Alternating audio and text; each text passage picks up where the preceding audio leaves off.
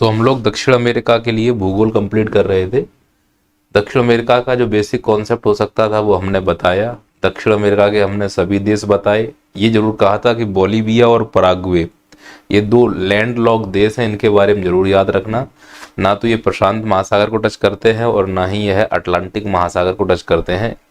फिर उसके बाद हमने कुछ सेंट्रल अमेरिका के देशों को भी याद करवाया था। फिर दक्षिण अमेरिका को 4 भागों में विभाजित किया हमने।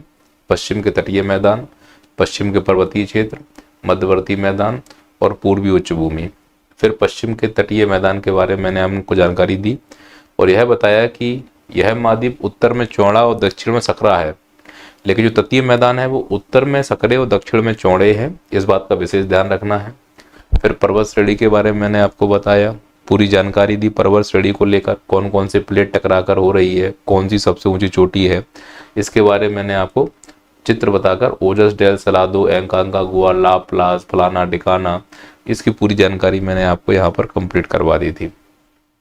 फिर आते हैं मध्यवर्ती मैदान को लेकर। मध्यवर्ती मैदान में वनस्पतियां, घास के मैदान और नदियों के बारे में क्लास को हम आगे कंटिन्यू करने वाले थे। बस इसी क्लास को हम अब आगे कंटिन्यू कर रहे हैं। वो देखो,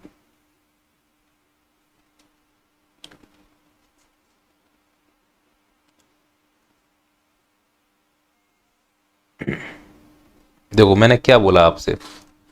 मैंने ये कहा है कि घास के मैदानों में या वनस्पतियों में एक है ग्रानचाको, फिर है माटोग्रासो, फिर है लानोस, फिर है कंपोस, फिर है पंपास, फिर है अल्फाल्फा। पहले इनके मतलब समझ लो ये होता क्या है और इसका एक्चुअली ड्रामा क्या होता है। देखो ध्यान से, जैसे हमारा ग्लोब है या मैं कहूँ ये पृथ्वी है। इस पृथ्वी पर ये जो मैं लाइन खींच रहा हूँ ये 0 डिग्री की लाइन है। इसके ऊपर ये जो लाइन खींच रहा हूँ यह 30 डिग्री है और इसके ऊपर ये जो लाइन खींच रहा हूँ यह 60 डिग्री है। क्योंकि उत्तर में है तो उत्तरी गोला, और ठीक इसी प्रकार से दक्षिण में भी दिखेगा हमको। तो यहाँ 30 डिग्री अगर मैं बनाऊंगा तो यह दक्षिण का, और यह 60 डिग्री बनाऊंगा तो यह भी दक्षिण का ही होगा। फिर यह 90 डिग्री का बिंदु होता है साउथ में और यह 90 डिग्री का नॉर्थ होता है। समझ पा रहे हैं यहाँ तक? अब मैं ये कहना चाह रहा हूं, अगर कोई वनस्पति, कोई जलवायु इस क्षेत्र से संबंधित है जो मैंने हरे रंग से बना दी है, या मैं इसको लाल रंग से ले लेता हूं, ये जो मैं लाल रंग से बना रहा हूं 0 से 30 के बीच में, इस क्षेत्र को किस नाम से जाना जाता है? इस क्षेत्र को कहते हैं उष्ण कटिबंधीय क्षेत्र। क्या कहते हैं उसको हम लोग? उष्ण कटिबंधीय क्षेत्र। तो ऐसा क्षेत्र जो 0 से 30 के बीच में पाया जाए उसे उष्ण कटिबंधीय क्षेत्र कहा जाएगा। अच्छा, यह किस गोलार्ध में है मुझे बताओ? तो जवाब है यह उत्तरी गोलार्ध में है। तो इसका मतलब यह उत्तरी गोलार्ध का उष्ण कटिबंधीय क्षेत्र है। ऐसे ही मिलता जुलता दक्षिणी गोलार्ध का भी उष्ण कटिबंधीय क्षेत्र होगा। समझ पा रहे हैं कि नहीं समझ पा रहे हैं? हाँ सर। तो मैं इसको और आसान बनाने के लिए ये कर देता हूं कि मैं इसका यहां से हटा ही देता हूं दक्षिणी गोलार्ध। केवल अब हमारे पास उत्तरी गोलार्ध बचा हुआ है। तो जो हम उत्तरी गोलार्ध बनाएंगे वो सेम दक्षिणी गोलार्ध में बन जाएगा। अब देखो, अगर कोई व्यक्ति उष्ण कटिबंधीय क्षेत्र में है, अगर कोई देश यहाँ पर है, तो उन देशों को क्या कहा जाएगा? उष्ण कटिबंधीय देश। जैसे कोलंबिया, इससे विषुवत रेखा होकर गुजरती है, तो क्या कोलंबिया उष्ण कटिबंधीय देश है? हाँ। ब्राजील, इससे विषुवत रेखा होकर गुजरती है। भारत भी 0 से 30 के बीच में है। तो अगर कोई पूछे कि भारत किस कटिबंधीय देश के अंतर्गत आता है, तो भारत 0 से 30 के बीच में ही आता है। लगभग आता तो 0 से 30 के बीच में है, लेकिन हिमालय की उपस्थिति की वजह से भारत को उष्ण कटिबंधीय देश माना जाता है। तो जो देश 0 से 30 के बीच में आते हैं उन्हें उष्ण कटिबंधीय देश कहते हैं। ऐसे ही अगर कुछ वनस्पतियां, यहाँ वनस्पतियों का कहने का मतलब ऐसे जंगल जो मानव की हेल्प के बिना जन्म लिए, यानी मानव रहित, मानव सहायता रहित जंगल को वनस्पति कहा जाता है। सामान्यतः जो जंगल प्रकृति के द्वारा जन्म ले रहे हैं, पेड़ पौधे झाड़ियां, वो सब वनस्पतियां कहलाती हैं। झाड़ियां वनस्पतियां, पेड़ वनस्पतियां, घास वनस्पतियां। बस उसमें मानव ने कोई हेल्प नहीं की। ऐसा नहीं है कि जाके पानी देना पड़ रहा है, घर का गार्डन नहीं है तो जो मानव की हेल्प के बिना जंगलों में जन्म ले रही हैं पेड़ पौधे फूल पत्तियां, वो सब वनस्पतियां होती हैं। तो मान लो अगर कोई वनस्पति 0 से 30 के बीच में जन्म ले रही है तो इसका मतलब उस वनस्पति को हम उष्णकटिबंधीय वनस्पति कहेंगे। यानी भारत की वनस्पति कैसी हुई? उष्णकटिबंधीय वनस्पति। ब्राजील की वनस्पति कैसी हुई? उष्णकटिबंधीय वनस्पति। कोलंबिया की कैसी हुई? उष्णकटिबंधीय वनस्पति। उष्णकटिबंधीय के अलावा भारत में और भी कई प्रकार की वनस्पतियां पाई जा सकती हैं, शीतोष्ण, उपोष्ण। प्रश्न ये है क्या भारत में उष्णकटिबंधीय वनस्पति पाई जाएगी? जवाब है हाँ, क्योंकि भारत खुद एक प्रकार का उष्णकटिबंधीय देश है, क्योंकि भारत 0 से 30 के बीच में प्राप्त होता है या उससे ज्यादा प्राप्त हो सकता है। इसके नीचे आते हैं, वनस्पतियों के अलावा जो पॉइंट आ रहा है वो क्या है? वो है घास। घास के जो मैदान है वो भी तो इसी प्रकार के होंगे, उष्णकटिबंधीय वनस्पतियां। तो ऐसे घास के मैदान जो 0 से 30 के बीच में पाए जाए, यहां पर गर्मी ज्यादा होती है। गर्मी ज्यादा होने की वजह से घास कड़क हो जाती है। उदाहरण के लिए सर कोई एग्जांपल दो कि उष्णकटिबंधीय वनस्पतियां की जो पत्तियां हैं वो कैसी दिखेंगी। जैसे आपने बाजरे की पत्ती देखी है, बाजरे की पौधे की जो पत्ती है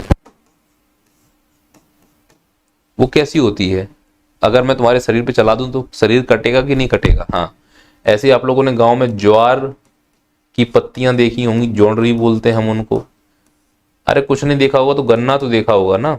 सोच कर देखो, गन्ने के खेत से मैं बिना कपड़ों को तुमको निकाल दूं तो शरीर में कितने टैटू छपेंगे। तो जब मैं बोलूंगा कि उष्णकटिबंधीय घास के मैदान, तो उसमें दो चीजें ध्यान रखना कि जहां उष्णकटिबंध होगा वहां गर्मी होगी, जहां गर्मी होगी वहां जमीन और पानी गर्म होगा। तो पानी गर्म होकर भाप बनेगा, भाप ऊपर जाएगी, भाप ऊपर जाएगी तो बादल बनेगा, और बादल बनेगा तो वर्षा होगी, तो वर्षा होगी तो वहां की घास को पानी मिलेगा। तो उष्णकटिबंधीय क्षेत्रों में वर्षा होने की वजह से घास को पानी ज्यादा मिलता है, जिससे घास की लंबाई बढ़ जाती है। इसीलिए जो घास के मैदान उष्णकटिबंधीय क्षेत्र में होते हैं, ऐसे घास के मैदानों की 3-4 विशेषताएं होती हैं। तो घास के मैदान जो उष्णकटिबंधीय क्षेत्रों में प्राप्त होते हैं, इनकी पहली विशेषता लंबाई ज्यादा होती है। तो क्या उष्णकटिबंधीय घास के मैदानों की पत्तियां या उनके पौधों की लंबाई कम होगी कि ज्यादा होगी? ज्यादा हो सकती है। पत्तियां कड़क होती हैं। पत्तियां कैसी होती हैं? कड़क होती हैं, है ना। दो चीजें ध्यान रखना है। अब मैं बोलूंगा उष्णकटिबंधीय घास के मैदान। अब होता कुछ नहीं है, होता यह है कि जब मैं उष्णकटिबंधीय घास के मैदानों को अफ्रीका के पास खड़ा होकर देखूं, अफ्रीका महाद्वीप पर, तो ऐसे घास के मैदान जो 0 से 30 के बीच में प्राप्त हो अफ्रीका महाद्वीप में, तो अफ्रीका वाले ऐसे घास के मैदानों को सवाना घास के मैदान कहते हैं। तो सवाना घास के मैदान कुछ नहीं है, अफ्रीका के लोगों के द्वारा बोला गया एक नाम है। चूंकि अफ्रीका के वे घास के मैदान जो 0 से 30 के बीच में प्राप्त हो, उन्हीं को सवाना घास के मैदान कहा जाता है। देखो, नाम तो कुछ भी हो सकता है। मटर को मालवा में बटले कहते हैं, पर है तो वो मटर ही ना। अलग अलग क्षेत्रों में इसका नाम अलग अलग है। बैगन को हमारे क्षेत्र में, हम भिंड के हैं, भटा कहा जाता है। भटा खा रहे हैं, तो है तो वो बैगन ही ना। तो इसी प्रकार से घास का मैदान जो 0 से 30 के बीच में हो, वो अलग अलग महाद्वीपों में अलग अलग नाम से जाना जाता है। तो मैं तुमसे बोलूं सवाना घास के मैदान, तो इसका मतलब ऐसे घास के मैदान जो 0 से 30 के बीच में प्राप्त हो, और 0 से 30 के बीच में प्राप्त होने का मतलब उष्णकटिबंधीय घास के मैदान। तो क्या अब आप इस बात को समझ पाए हैं? अच्छा सर, ये ड्रामा है कि गर्म क्षेत्र में मिल रहा है तो वो सवाना प्रकार के घास के मैदान। चूंकि सवाना के नाम से शुरू हुआ है, इसीलिए सभी घास के मैदानों की तुलना सवाना से होगी। तो जब मैं बोलूंगा सवाना प्रकार के घास के मैदान, तो 3 बातें ध्यान रखना। पहला, उष्णकटिबंधीय क्षेत्र 0 से 30 या मैक्सिमम 35 डिग्री तक दोनों गोलार्धों में प्राप्त होते हैं। दूसरा, इनकी लंबाई घास की ज्यादा होती है। तीसरा, पत्तियां कड़क होती हैं, नंगे अंगे होकर अगर इससे निकल जाओ तो शरीर पर टैटू बन जाएंगे। इमेजिन करने के लिए मैं तुमसे बोलूं बाजरे की पत्ती, गन्ने के पौधे की पत्तियां या ज्वार की पत्तियों को देखो, तो आप मुझसे बोलोगे तो सर क्या बाजरे की पत्तियां, ज्वार की पत्तियां, गन्ने की पत्तियां, ये आप कहना चाहते हो कि यह सवाना प्रकार के घास के मैदान है? तो मैं कह रहा हूं नहीं, ऐसी दिखती होगी, ऐसी दिखती होगी। अब चूंकि अगर आपको देखनी है, इमेजिन करनी है, तो ऐसी दिखेगी जैसे बाजरा दिखता है, गन्ना दिखता है, ऐसे ही सवाना घास के मैदान की पत्तियां दिखती होंगी। हाइट थोड़ा छोटा और कर दो इनसे। बोलो सर ये बात समझ में आ गई है कि अगर मुझसे कोई पूछेगा घास के मैदान, तो एक तो वो घास के मैदान होंगे किसी भी देश या महाद्वीप में जो उष्णकटिबंधीय क्षेत्रों में मिलते हैं। सामान्यतः इन्हें सवाना प्रकार के घास के मैदान कहा जाता है। सवाना प्रकार के घास के मैदान की पहली विशेषता कि वह 0 से 35 डिग्री के बीच में दोनों गोलार्धों में प्राप्त हो सकते हैं। लंबाई इनकी ज्यादा होती है, पत्तियां कड़क होती हैं, बहुत मजबूत होती हैं। ठीक है सर, अगर कोई घास के मैदान ऊपर चले जाए 45 से 60 के बीच में मिलता हो तो सर, तो 45 से 60 के क्षेत्र को शीतोष्ण कटिबंध कहते हैं। जिस प्रकार से 0 से 30 को उष्ण कटिबंध कहते हैं, ऐसे ही 45 से 60 को शीतोष्ण कटिबंध कहा जाता है। तो जैसे उष्ण कटिबंध में देश उष्ण कटिबंधीय हुए, वनस्पतियां उष्ण कटिबंधीय हुई, यहाँ तक कि जलवायु भी उष्ण कटिबंधीय होती है। तो भारत की जलवायु कैसी है? उष्ण कटिबंधीय है। भारत कैसा देश है? उष्ण कटिबंधीय है। भारत की वनस्पतियां कैसी हैं? उष्ण कटिबंधीय। भारत की घास कैसी होगी? उष्ण कटिबंधीय। पर अगर कोई देश 30 से 60 के बीच में रहता है, कोई महाद्वीप 30 से 60 के बीच में प्राप्त होता है, तो वहां की जलवायु शीतोष्ण कटिबंधीय है, वे देश शीतोष्ण कटिबंधीय है, और वहां की घासें शीतोष्ण कटिबंधीय है। तो शीतोष्ण कटिबंधीय जो घास होती हैं, उनकी पहली विशेषता ये है कि लंबाई कम होती है, और दूसरी विशेषता ये है कि सॉफ्ट होती हैं, बिल्कुल सॉफ्ट। सर उदाहरण के रूप में अगर आप बताना चाहो तो आपने कभी धनिया देखा है? धनिया की खेती होते हुए, पालक की खेती होते हुए? अगर ये नहीं देखा तो आपने लूसन देखा होगा। इसको कुछ क्षेत्रों में बरसीन कहते हैं, हमारे यहाँ इसको बरसीन कहा जाता है। बरसीन का मतलब एक ऐसी घास जो सर्दियों के दिनों में जानवरों को खिलाने के लिए खेतों में बोई जाती है। सर आवाज अच्छे से नहीं आ रही है। अच्छा, आवाज अच्छे से नहीं आ रही है, माइक पर लगा लेते हैं, ठीक है, फुल है। अभी क्लियर है? देखो अनुज चेक करो एक बार, एक बार चेक करो, अभी क्लियर है क्या?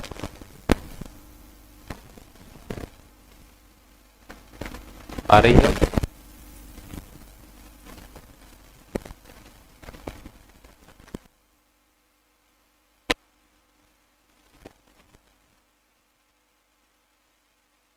अभी चेक करो, अब अच्छे से आ रही है?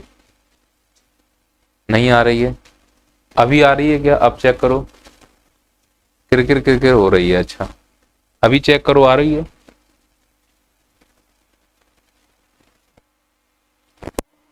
अभी भी दिक्कत दे रही है क्या?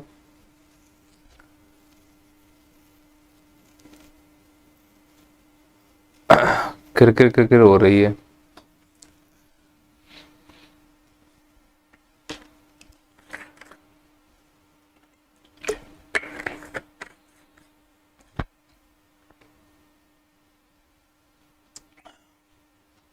अब ठीक है, ठीक है, कुछ टेक्निकल प्रॉब्लम होगी, क्लास के बाद दिखवा देंगे। हो सकता है मैंने कुछ गड़बड़ कर दी हो। मैं वैसे भी बहुत कांडी आदमी हूँ, मुझे टेक्निकली कुछ ज़्यादा जानकारी है नहीं। मैं कभी ये वाला बटन दबा देता हूँ, कभी वो वाला बटन दबा देता हूँ। टीम मुझसे बहुत परेशान है। ऐसा नहीं है, मुझे लग रहा है पूरी दुनिया ही मुझसे परेशान है। घर पे जाता हूँ तो तुम्हारी मैडम मुझसे परेशान, ऑफिस में आता हूँ तो स्टाफ मुझसे परेशान, पढ़ाने आता हूँ तो तुम लोग मुझसे परेशान। ऐसा लग रहा है कि दुनिया में एक मोदी के अलावा मैं ही हूं जो दुनिया में परेशान कर रहा हूं सबको।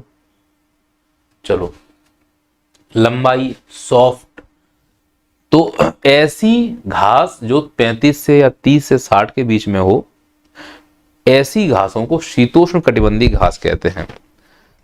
सामान्यतः ये घासें जो हैं, इनको प्रेयरी प्रकार की घास कहा जाता है।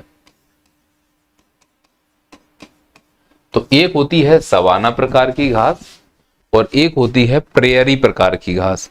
इनको एक और नाम से जानते हैं, स्टेपी घास। यूरोप में मिले तो स्टेपी घास, उत्तर अमेरिका में मिले तो प्रेरी घास।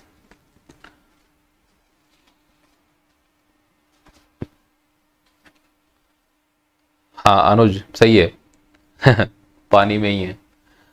तो मुझे बताओ, प्रेरी का मतलब एक प्रकार की घास, स्टेपी का मतलब एक प्रकार की घास। ये प्रेरी और स्टेपी कहाँ मिलते हैं? 30 से 60 के बीच में। ये घास कैसी दिखती होगी? हाइट में कम होती होगी, सॉफ्ट होती होगी। सर सॉफ्ट कैसे? बरसीन के खेत देख लो, लूसन जो सर्दियों में खेतों में बोया जाता है जानवरों को खिलाने के लिए, या फिर आपने कभी पालक की खेती की हो, पालक कैसा होता है, धनिया की खेती, मेथी की खेती देखी हो, सब लोग अपने अपने खेतों में छोटी सी क्यारी बनाकर ये सब करते हैं। और सोचो तुम्हें कपड़ा उतार के तुमको पालक का एक क्यारी है उसमें ऐसे गोल गोल घूमने के लिए बोला जाए कि लोट लो, तो तुम्हारे शरीर में कोई चोट आएगी क्या? नहीं। तो बरसीन हुआ, पालक हुआ, ये जो सब है ना, यह एक प्रकार से ठंडे घास के मैदानों के घास हैं। इसीलिए बरसीन यानी लूसन सर्दियों में ही बोई जाती है। जैसे गर्मियां आती हैं तो वो कड़क होना शुरू कर देती है। और आप लोगों ने कभी जीवन में बरसीन या लूसन देखा हो तो मार्च अप्रैल के बाद उसमें फूल आना शुरू होते हैं और वह घास कड़क होना शुरू हो जाती है। और जब उसमें फूल हो जाए तो वो कड़क हो जाती है, जब तक फूल नहीं आते वो मुलायम रहती है। तो ऐसे बोलो सर, यहां तक एकदम क्लियर है, कहीं कोई डाउट नहीं है। एक्चुअली बरसीन ध्यान से देखो दो प्रकार की होती है, एक मेथी के डिजाइन की होती है और एक पालक के डिजाइन की होती है। तो वास्तव में बरसीन हुआ, पालक हुआ, मेथी हुआ, धनिया हुआ, यह एक प्रकार से ठंडे घास के मैदानों की घास जैसे ही दिखने वाली घासें हैं। तो जब मैं तुमको बोलूंगा सवाना घास के मैदान तो इमेजिन करना जैसे कि बाजरे का खेत, और जब मैं बोलूंगा ठंडे घास के मैदान तो इमेजिन करना पालक का खेत। खत्म बात। पर यह मत समझना कि पालक ही ठंडा घास का मैदान है। मैं कह रहा हूं कि दिखेगी वैसी, तुलना करने के लिए बता रहा हूं। सर उपोष्ण, शीतोष्ण और शीत में एक जैसे ही घास के मैदान मिलेंगे ना 30 से 60 के बीच में। हाँ, बीच बीच में थोड़ा सा डिस्टरबेंस होता रहेगा। कैसे? कि मान लो कि ये वाला हिस्सा है यहां पर, ये जो उष्ण और शीतोष्ण के बीच में है, तो उष्ण और शीतोष्ण के बीच के क्षेत्र को उपोष्ण कहेंगे।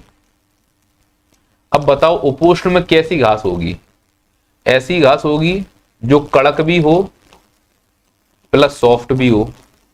मतलब कुछ पेड़ कड़क होंगे, कुछ सॉफ्ट होंगे, कुछ पौधे कड़क, कुछ सॉफ्ट, कुछ पौधे लंबे होंगे, कुछ बौने होंगे। कुल मिला के मिश्रण होगा।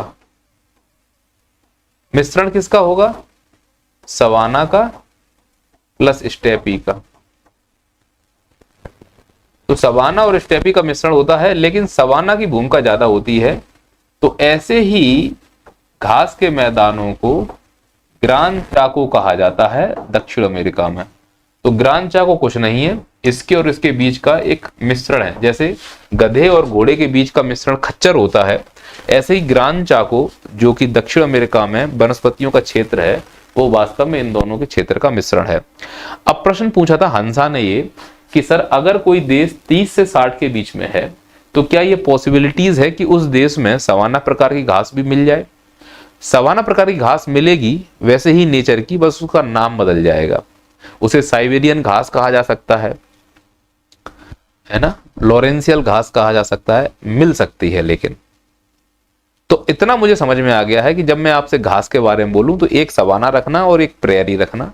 प्रेरी का मतलब ठंडे क्षेत्र की घास, सवाना का मतलब गर्म क्षेत्र की घास। अब इसको हम दक्षिण अमेरिका में अप्लाई करके देखते हैं तो चीजें सब समझ में आना शुरू हो जाएंगी। आ जाओ, देखो ध्यान से, ये है हमारा दक्षिण अमेरिका। अब इस दक्षिण अमेरिका में जब हम जाते हैं तो यहां पर पहले तो हम एक लाइन खींचेंगे, विषुवत रेखा बनाएंगे, क्योंकि तुम्हारे मास्टर ने तुमको ये सिखाया है, हमारे मास्टर ने तुमको ये सिखाया है कि कौन सी विषुवत रेखा है और कौन सी मकर रेखा है। ECB, इक्वाडोर, कोलंबिया और ब्राजील, ये जा रही है विषुवत रेखा।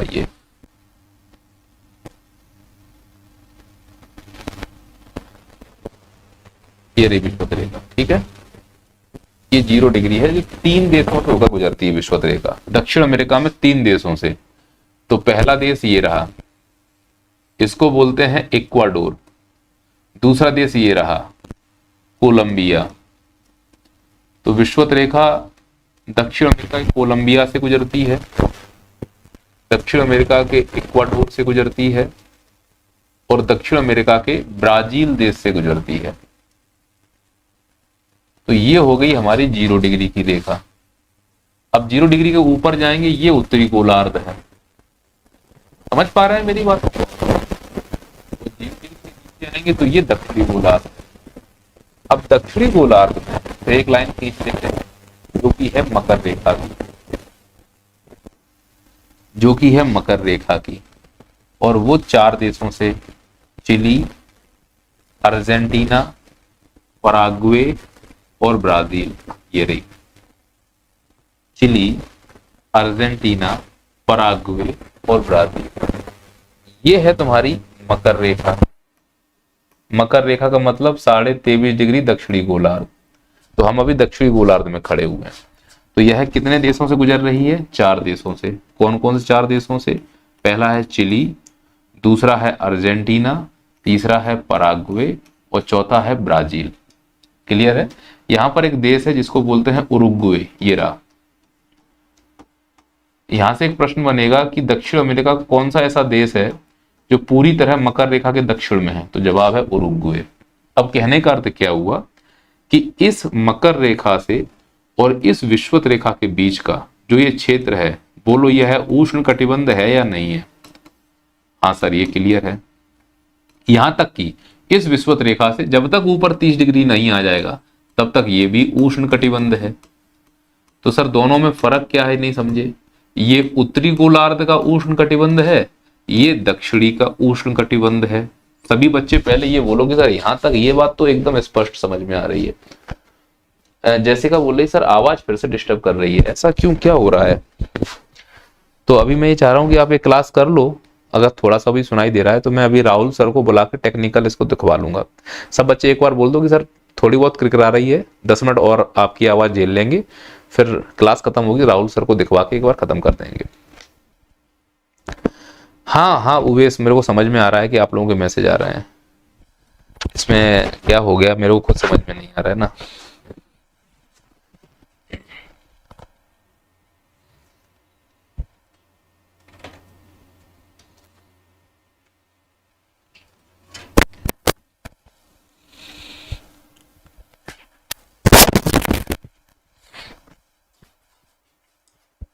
है ना? तो अभी क्लास अपन बुलाएंगे तो क्लास डिस्टर्ब हो जाएगी। वैसे भी पीएससी वाले बच्चों की तो आज मैंने करी थी, कलेश कर दिया, आज डांट दिया उन लोगों को बहुत मैंने। अब बताओ मुझे जल्दी से, ये पूरा क्षेत्र उष्ण कटिबंध है? हाँ। तो यहां से लेके ऊपर 30 डिग्री तक ये गर्म है? हाँ सर। और यहां से लेकर यहां तक ये गर्म है। इसका मतलब यह भी उष्ण कटिबंध, तो वनस्पति भी उष्ण कटिबंध। यहां से लेकर यहां तक यह भी उष्ण कटिबंध, तो वनस्पति भी उष्ण कटिबंध।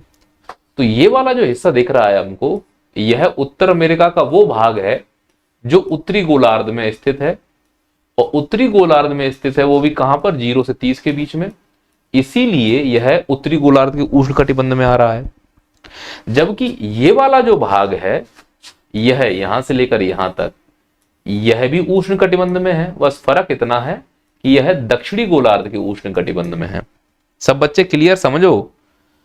और ये बात सबको स्पष्ट रूप से समझ में आ रही है कि सर आपने जो लाइन का डिवीजन किया है वो बहुत स्पष्ट है। ये है वो लाइन, ये है वो लाइन। इस लाइन को हम विषुवत रेखा कह रहे हैं। इस लाइन के ऊपर उत्तरी गोलार्ध के उष्ण कटिबंध में है, और इस लाइन से लेकर इस लाइन तक, इस लाइन से लेकर इस लाइन तक ये दक्षिणी गोलार्ध का उष्ण कटिबंध।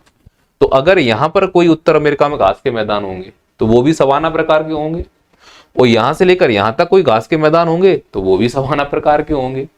अब इसके नीचे अगर कोई घास का मैदान होगा तो वो ठंडे प्रकार का होगा। तो ये है उष्ण कटिबंधी घास के मैदान, इसके नीचे है शीतोष्ण कटिबंधी घास के मैदान, इसके ऊपर है उष्ण कटिबंधी घास के मैदान, और इसके ऊपर उत्तर अमेरिका है ही नहीं। तो इसका मतलब कोलंबिया, वेनेजुएला, सूरीनाम, यहां पर जो घास के मैदान होंगे वो उष्ण कटिबंधी घास के मैदान होंगे। तो ऐसे उष्ण कटिबंधीय घास के मैदान जो उत्तर अमेरिका महाद्वीप के वेनेजुएला और कोलंबिया देश में प्राप्त होते हैं, ऐसे उष्ण कटिबंधीय घास के मैदानों को ही उत्तर अमेरिका वाले, खासकर वेनेजुएला वाले लानोस के नाम से जानते हैं। अब बताओ लानोस क्या है? तो लानोस ऐसे घास के मैदान हैं जो उष्णकटिबंधीय क्षेत्र में स्थित हैं, उत्तरी गोलार्ध में स्थित हैं, उत्तर अमेरिका के वेनेजुएला और कोलंबिया देश में प्राप्त होते हैं। यह सवाना प्रकृति के घास के मैदान हैं। तो जब मैं तुमसे लानोस बोल रहा हूं तो सवाना कहने का मतलब हुआ कि यह लंबे होंगे, ठीक है सर, पत्तियां कड़क होंगी, ठीक है सर, घने होंगे, ठीक है सर। अगर इन घास के मैदानों से तुम्हें नंगा होकर भगा दिया जाए तो जब तुम इन घास के मैदानों को पार करोगे तुम्हारे शरीर पर वैसे ही निशान आ जाएंगे जैसे बाजरे के खेत से या गन्ने के खेत से तुम्हारे शरीर पर आ सकते हैं पत्तियों के कटने से। तो कुल मिलाकर लानोस घास का मैदान एक प्रकार का सवाना घास का मैदान है जो उत्तर अमेरिका महाद्वीप में वेनेजुएला और कोलंबिया देश में प्राप्त होते हैं। एक्चुअली यह उत्तरी गोलार्ध में स्थित घास के मैदान है जो दक्षिण अमेरिका से संबंधित हैं। अगर आप बच्चों को यह बात क्लियर समझ में आए कि लानोस का मतलब सवाना है, बस दक्षिण अमेरिका के वेनेजुएला में स्थित है, तो बोलो सर एकदम क्लियर है, कोई दिक्कत वाली बात नहीं है। फिर इसी प्रकार से आते हैं ऐसे घास के मैदान जो ब्राजील में है, तो उनको दो प्रकार के नाम से जाना जाता है। पहला कटिंगा घास के मैदान।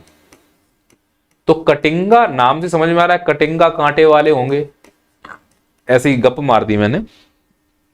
कटिंगा घास के मैदान ये कौन सा देश है? ब्राजील में है। और ठीक इसी प्रकार से ब्राजील में एक घास के मैदान और होते हैं जिन्हें कंपोस के नाम से जानते हैं, कंपास के नाम से जानते हैं। इन्हें कैरोडो के नाम से बोलते हैं ब्राजील वाले। तो कटिंगा घास के मैदान ब्राजील में है, उष्णकटिबंधीय घास के मैदान है। इनकी पत्तियां कठोर और पौधों की लंबाई ज्यादा होती है। कंपास घास के मैदान एक प्रकार के सवाना घास के मैदान है, यह भी उष्णकटिबंधीय क्षेत्र में प्राप्त होते हैं। इनकी भी लंबाई ज्यादा और पत्तियां कठोर होती हैं। लानोस भी एक प्रकार के घास के मैदान है, सवाना प्रकार के, जो वेनेजुएला और कोलंबिया में प्राप्त होते हैं। दोनों में फर्क यह है कि यह दक्षिणी गोलार्ध में स्थित है और यह उत्तरी गोलार्ध में स्थित है। महाद्वीप दोनों का एक ही है, देश अलग अलग है। घास का नेचर सवाना है, लानोस भी सवाना है, कंपास भी सवाना है, कटिंगा भी सवाना है। मैं उम्मीद कर रहा हूं कि सर बिल्कुल पानी की तरह क्लियर है, हमारा इसमें कहीं कोई रोल नहीं है। फिर आते हैं अचानक से इस कॉन्सेप्ट की तरफ कि सर इस बला को जरा देखो ध्यान से। ये जो बला दिख रही है ना, यह आधा मकर रेखा के ऊपर है और आधा मकर रेखा के नीचे है। देखो जरा ध्यान से इसको, यह आधा मकर रेखा के ऊपर है भाई और आधा मकर रेखा का नीचे, ये पीले रंग का। तो जो ये आधा मकर रेखा के ऊपर आधा नीचे, इसका मतलब ना ये उष्ण है ना ही यह शीतोष्ण है। तो यह हो गया बीच का। बीच का मतलब मैंने गलत बोल दिया, बीच का मतलब कुछ और होता है। तो यह ना इसका है ना उसका है ना, बिन पेंदी का लोटा है। तो इसी को कहते हैं ग्रान चाकू। क्या कहते हैं? ग्रान चाकू। तो ग्रान चाकू घास के मैदान आधे उष्ण कटिबंध में है, आधे शीतोष्ण कटिबंध में है। फिर उसके नीचे आता है एक घास का मैदान जिसको बोलते हैं पंबा। पंबा को बोला जाता है पंपास। पंबा को क्या बोलते हैं हम लोग? पंपास। अब मुझे बताओ ये जो पंपास है यह पूरी तरह से मकर रेखा के नीचे है? हाँ है। ठंडे हैं कि गर्म है? ठंडे घास के मैदान है। तो इनको क्या कहते हैं? एक प्रकार के प्रेयरी हैं। तो दक्षिण अमेरिका में ठंडे घास के मैदानों को किस नाम से जानते हैं? पंपास। यह दो देशों में प्राप्त होता है, एक तो उरुग्वे में प्राप्त होता है और दूसरा अर्जेंटीना में प्राप्त होता है। वो मैं आगे लिखा दूंगा, पहले आप पंपास का मतलब समझो। यहाँ पंपास और कंपास में कंफ्यूज हो जाओगे। पंपास और कंपास हवा हो गई खराब, इसीलिए ग्रान चाको, पंपास, कंपास, कटिंगा, लानोस ही ध्यान रखना। फिर इधर आते हैं, यहां पर एक नाम आपको दिखेगा जिसका नाम है मोंटे। इसको बोलते हैं मोंटाना। मोंटाना कोई घास के मैदान नहीं है, यह पेड़ों का जंगल है। मोंटाना क्या है? पेड़ों का जंगल है। बस फर्क यह है कि यह एंडीज के पूर्वी ढालों पर मिलता है। एंडीज की पूर्वी ढालों पर मिलता है। तो प्रश्न यह है कि एंडीज पर्वत के पूर्वी ढालों पर प्राप्त होने वाले जंगलों को किस नाम से जाना जाता है दक्षिण अमेरिका पर? तो जवाब है मोंटाना। तो मोंटाना ऐसे पेड़ों का जंगल है जो दक्षिण अमेरिका के पूर्वी ढाल पर प्राप्त होते हैं। क्या मैं आपको समझा पाया हूं? ठीक इसी प्रकार से यहाँ पर एक घास के मैदान होते हैं, बोलते हैं पराग्वेयन स्टेपी। स्टेपी भी एक प्रकार के ठंडे घास के मैदान है। तो दक्षिण अमेरिका में पराग्वेयन स्टेपी का मतलब है एक प्रकार से पंपास यानी ठंडे घास के मैदान।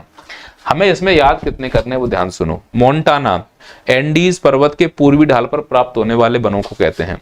पंपास अर्जेंटीना और उरुग्वे में ठंडे घास के मैदानों को कहते हैं। ग्रान चाको यह उष्णकटिबंधीय और शीतोष्णकटिबंधीय के बीच में घास की या वनस्पतियों का एक क्षेत्र है। कंपास एक प्रकार के सवाना है जो ब्राजील के दक्षिणी हिस्से के मध्य भाग में पाए जाते हैं। कटिंगा यह भी एक प्रकार की सवाना घास के मैदान है। लानोस वेनेजुएला में पाए जाने वाले सवाना घास के मैदान है। और अगर यहां तक बात क्लियर है तो फिर बात ही खत्म हो गई है। अब हम आगे चलते हैं। आ जाओ, सबसे पहले देखते हैं हम लोग किसकी बात। ये देखो ध्यान से, यहां पर आप देखोगे बोलीविया, पराग्वे और अर्जेंटीना। ये जो हरे रंग से आपको दिख रहा है इसी को बोलते हैं ग्रान चाको। तो ग्रान चाको कुल कितने देशों में फैला हुआ है? ग्रान चाको कुल 3 देशों में फैला हुआ है। देखो जरा ध्यान से, ये पूरा का पूरा मैं हरे रंग से बना दे रहा हूं आपको। ये पूरा ग्रान चाको कुल कितने देश में फैला हुआ है?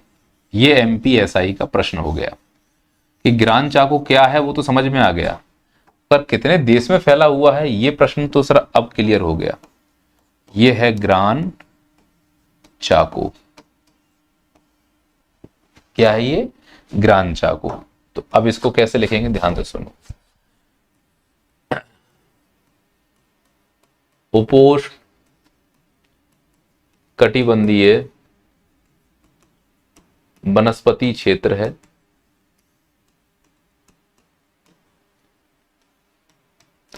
विशेषता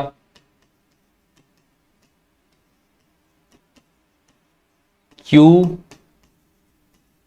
ब्रैको पेड़ प्राप्त होता है। क्यू ब्रैको का मतलब ऐसा पेड़ जो कुल्हाड़ी को तोड़ दे, कुल्हाड़ी काट पेड़ प्राप्त होता है इसमें। कितने देशों में प्राप्त होता है ये? तो देश ध्यान रखना, पहला बोलीविया में प्राप्त होगा, पर बोलीविया में कौन सा? पूरा पश्चिम। जरा देख के बताओ, पूरा भी बोलीविया है, पश्चिमी बोलीविया? तो ये बोलीविया, इसका ये वाला हिस्सा पूर्वी बोलीविया। दिख रहा है ना मैप में गधो? नहीं दिख रहा? ये रहा ना बोलीविया।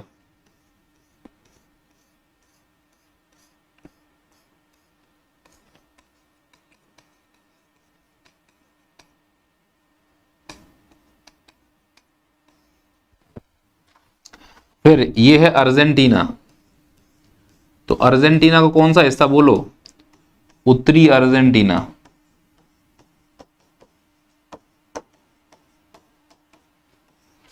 और यहां पर है ब्राजील।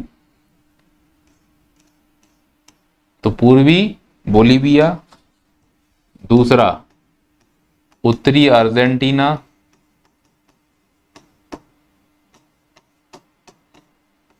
और तीसरा दक्षिण पश्चिम ब्राजील। तो बोलीविया के पूर्वी हिस्से में, अर्जेंटीना के उत्तरी हिस्से में और दक्षिण पश्चिम ब्राजील के हिस्से में जो उष्णकटिबंधीय वनस्पतियों का क्षेत्र मिलता है उसको बोलते हैं हम लोग ग्रान चाको। बोलो सर क्लियर? ग्रान चाको क्लियर? अब यहां पर कोई कंफ्यूजन की स्थिति नहीं है, एकदम क्लियर है हमारा साहब, कोई दिक्कत नहीं है। ये देखो, नंबर 1 ब्राजील, नंबर 2 बोलीविया और नंबर 3 अर्जेंटीना। हाँ सर, एकदम क्लियर, ग्रान चाको दिमाग में बैठ चुका है, हमको कहीं कोई कंफ्यूजन की आवश्यकता नहीं है। ग्रान चाको का ये चित्र और हमको दिख रहा होगा, देखो ऊपर ये रहा बोलीविया, ये रहा ब्राजील और ये रहा अर्जेंटीना। ठीक है सर, आगे बढ़ते हैं। अब इस ब्राजील के मैप को जब हम ध्यान से देख रहे थे तो हमने तुमको यहां पर बताया था गुयाना का उच्च भूमि, ये है अमेजन का रिवर बेसिन, ये है माटो ग्रासो का पठार, ये है ब्राजील की उच्च भूमि और ये है प्लेट्यू ऑफ बारबाडुमेना। तो ये कौन कौन से क्षेत्र में क्या मिलेंगे वो भी हमने यहां पर लिखा हुआ है। चलो, जो हमने तुम्हें घास के मैदान पढ़ाए हैं वो घास के मैदान अब यहां पर तुम्हें एक साथ कंप्लीट होते हुए दिखेंगे। सबसे पहले देखो यहां पर ये क्या लिखा हुआ बताओ जल्दी से। लानोस। क्या लिखा है? लानोस। क्या लिखोगे इसमें जल्दी, पहला पॉइंट बोलो। सवाना प्रकार के घास मैदान, सही बात है, ठीक है। दूसरा, वेनेजुएला, वेनेजुएला देश। तीसरा, गुयाना पठार, गुयाना पठार। चौथा, उत्तरी गोलार्ध, उत्तरी गोलार्ध। पांचवा, दक्षिण अमेरिका महाद्वीप, दक्षिण अमेरिका महाद्वीप। दो प्रश्न देखो। लानोस क्या है? सवाना प्रकार के घास के मैदान किस देश में है? वेनेजुएला में। किस पठार में है? गुयाना के पठार में। किस गोलार्ध में है? उत्तरी गोलार्ध में। किस महाद्वीप में है? दक्षिण अमेरिका महाद्वीप में है। अब इससे ज्यादा तुम और क्या उम्मीद करना चाह रहे हो? हाँ सर, लानोस कंप्लीट हो गया हमारा। फिर आते हैं हम लोग यहां पर गुयाना हाईलैंड। मैंने बताया था यह पूर्वी उच्च भूमि का अंग है, पूर्वी उच्च भूमि का अंग है। एंजिल जलप्रपात, एंजिल जलप्रपात यही है। एंजिल जलप्रपात कहां पर है? यही है ना। एंजिल जलप्रपात के लिए अगर नदी कोई पूछेगा तो चुरून,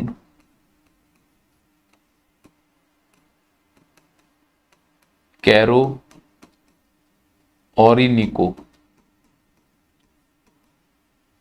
मतलब समझ रहे हो? ओरिनिको की सहायक, कैरो की सहायक, चुरून के ऊपर, जो नदियों में तुम्हें बता दूंगा मैं अभी। फिर आते हैं सेलवास। कोई पूछेगा सेलवास क्या है बताओ मुझे, तो बताना विषुवत रेखीय वन है दक्षिण अमेरिका के, दक्षिण अमेरिका के विषुवतीय वन है, विषुवत रेखा पर पाए जाने वाले वर्षा वन है। सेलवास क्या है? विषुवतीय वर्षा वन है। कहां प्राप्त होते हैं? अमेजन नदी बेसिन, अमेजन नदी बेसिन। अमेजन नदी बेसिन को पृथ्वी का फेफड़ा कहते हैं। तो पृथ्वी का फेफड़ा किसे कहा जाता है? अमेजन नदी बेसिन या फिर सेलवास के वनों को। यहां पर जो लकड़ी मिलती है इन वनों में उसको वालसा कहते हैं। सेलवास के वनों में प्राप्त होने वाली लकड़ी को क्या कहते हैं? वालसा कहते हैं। तो सेलवास क्या है? दक्षिण अमेरिका के विषुवतीय वर्षा वन है, अमेजन नदी बेसिन संबंधित है, और यहाँ पर जो लकड़ी मिलती है उसको वालसा के नाम से जाना जाता है। कोई दिक्कत है सर? कोई दिक्कत नहीं। फिर आते हैं यहाँ पर कटिंगा, कंपास, सेरटाओ, ये सब वनस्पतियां हैं जो सवाना प्रकार की वनस्पतियों में शामिल होती हैं। फिर आते हैं ब्राजीलियन उच्च भूमि। ब्राजीलियन उच्च भूमि ध्यान रखना लोह भंडार के लिए प्रसिद्ध है। किसके लिए? लोह भंडार के लिए प्रसिद्ध है। किसके लिए प्रसिद्ध है भैया? लोह भंडार के लिए प्रसिद्ध है। तो लानूस के बारे में मैंने आपको बताया, सेलवास के बारे में मैंने आपको बताया, गुयाना हाईलैंड के बारे में बताया, और ब्राजील के बारे में भी हमने चीजों को कंप्लीट कर लिया। चलो आगे बढ़ते हैं। अब हम देखो जो घास के मैदान हम लोगों ने पढ़े थे, ये देखो ध्यान से क्या लिखा हुआ है? पंपास। क्या लिखा है? पंपास। तो पंपास के बारे में तुम क्या लिखोगे? पहला, शीतोष्ण घास के मैदान हैं, शीतोष्ण घास के मैदान हैं। अच्छा, देश बताओ? अर्जेंटीना, एवं उरुग्वे, अर्जेंटीना और उरुग्वे। तीसरा, अल्फा अल्फा घास मिलती है, घास मिलती है। तो अल्फा अल्फा घास कहाँ मिलती है? दक्षिण अमेरिका में प्राप्त होती है। ये एमपीपीएससी के द्वारा पूछा गया प्रश्न था। तुम लोग एमपीएसआई तैयारी कर रहे हो तो प्रश्न पूछा जा सकता है कि अल्फा अल्फा क्या है। तो अल्फा अल्फा घास के मैदान है, ठंडे घास के मैदानों की घास को अल्फा अल्फा कहा जाता है दक्षिण अमेरिका में। बस ये बात मैंने यहाँ पर बोली है। बाकी ऐसी कोई भी चीज नहीं है जो आप जानते नहीं हो। एंडीज बता दिया मैंने, लाओनोस बता दिया मैंने, गिनी हाईलैंड बता दिया मैंने, गुयाना हाईलैंड बता दिया मैंने, अमेजन बेसिन बता दिया मैंने, यहाँ के वनों को सेलवास कहते हैं, ब्राजीलियन हाईलैंड बता दिया मैंने। फिर यहाँ पर एक पठार है जिसको बोलते हैं पेंटागोनिया का पठार। क्या बोलते हैं हम इसको? पेंटागोनिया का पठार। तो पेंटागोनिया का पठार पहला ध्यान रखना अर्जेंटीना में है, अर्जेंटीना में है। दूसरा, एंडीज के पूरब में है, पूर्वी ढाल से संबंधित है। तीसरा, वृष्टि छाया प्रदेश के कारण मरुस्थल है। चौथा, पर्वतपादीय पठार है। ऐसे पठार जो पर्वतों के ढालों में पाए जाए उन्हें पर्वतपादीय पठार कहते हैं। तो पेटागोनिया के बारे में क्या है? अर्जेंटीना में है, एंडीज के पूर्वी ढाल पर है, वृष्टि छाया, वर्षा नहीं होती है, इसकी वजह से मरुस्थल के रूप में भी दिखाई देता है। तो पेंटागोनिया पठार भी है और मरुस्थल भी है। यह वास्तव में पर्वतीय पठार का एक उदाहरण है, यानी पर्वतों के ढाल पर पाए जाने वाले पठारों का एक उदाहरण है। यहाँ पर भी हमने अच्छे से डिस्कस कर ली है बात के लिए। तो कुल मिला के अगर हम इस क्लास में आते हैं, हमें घास के मैदानों के बारे में जो समझना था, क्या मैंने समझा? ग्रान चाको समझ लिया, माटो ग्रासो समझ लिया, लानो समझ लिया, कंपोज समझ लिया, पंपा समझ लिया, अल्फा अल्फा समझ लिया। तो जो मैंने लिखाया था यहाँ पर क्लियर है? अगर क्लियर है तो ऐसे बोलो एकदम क्लियर है, और यहाँ पर हम उसको कंप्लीट करके खत्म कर देते हैं। सबसे पहले ये वाली घास का नाम, मैं नंबर लिख रहा हूं, तुम लोग बताना है ना। ये है नंबर 1, ठीक है। ये वाली घास का नाम, फिर ऊपर इसके घास का नाम, फिर यहां पर एक घास का मैदान, और फिर एक घास का मैदान यहां पर। चलो देखते हैं कितने बच्चे इसका सही उत्तर दे पाएंगे। 2, 3, 4, 5। दे दो जवाब, दे दो मुझे जल्दी से। किसको क्या कहा जाएगा? दक्षिण अमेरिका में घास के मैदान, और यहां पर एक पर्वत के पास उसकी पूर्वी ढाल पर जंगल है। इसको मैं 6 नंबर दे रहा हूं। जल्दी से लिख के बताओ भैया।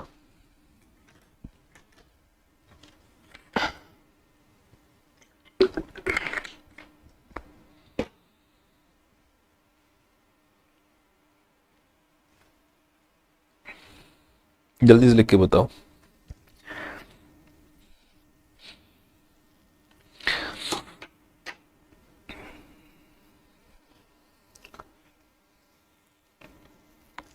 One two three four five six ऐसे बोलो ना, एक साथ, एक साथ बोलो ना, 1 2 3 4 5 6।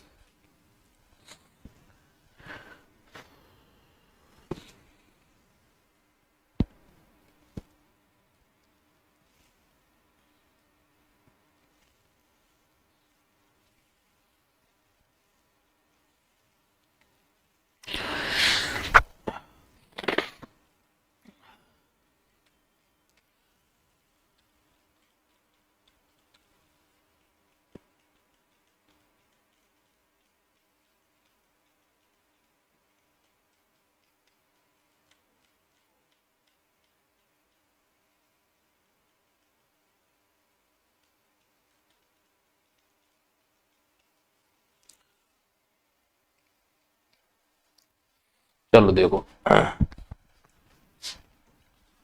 ये है लानोस, कटिंगा। कटिंगा का पठार दक्षिण अफ्रीका महाद्वीप में है, एक घास का मैदान है। यह है कंपोस, कंपास भी कहते हैं, कंपोस पढ़ सकते हैं ना। यह है ग्रान चाको, ये है पंपास, ये है मोंटाना।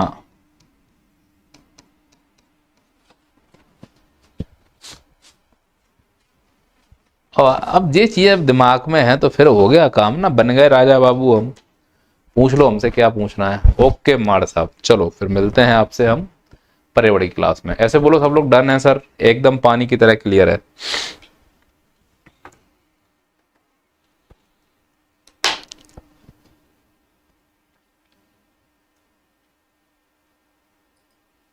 भागो यहां से।